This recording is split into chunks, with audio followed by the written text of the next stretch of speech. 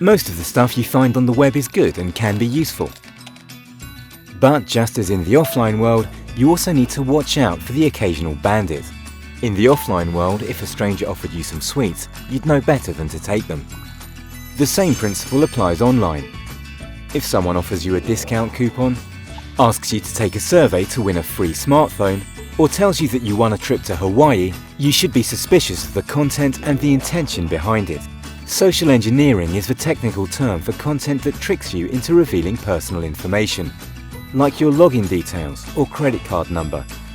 Social engineering attacks can happen over email, ads, or web pages.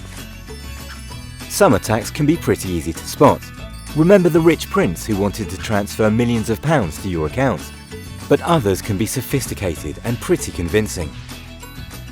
So let's talk about some steps you can take to avoid online scams.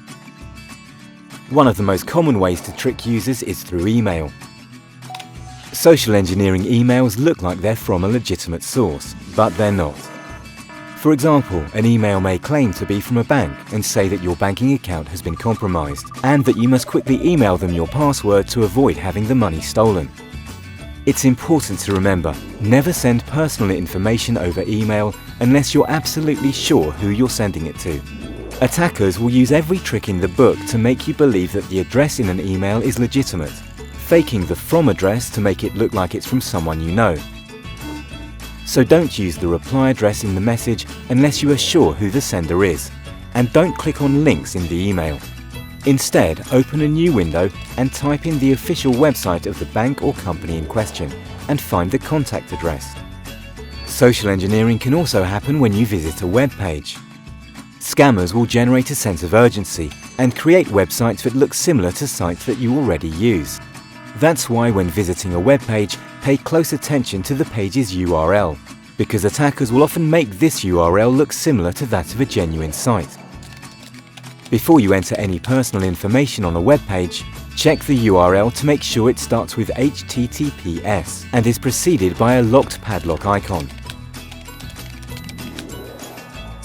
Other types of scam can trick you into downloading malware or unwanted software that may harm your device or steal your personal information. A website or an ad cannot detect if your machine is compromised. If you see a message while browsing saying that your computer is infected and asking you to download software, you should be suspicious. Remember to always download software from reputable sources. Now you know what social engineering is, as well as steps you can take to avoid online scams. And remember, if something looks too good to be true, it probably is.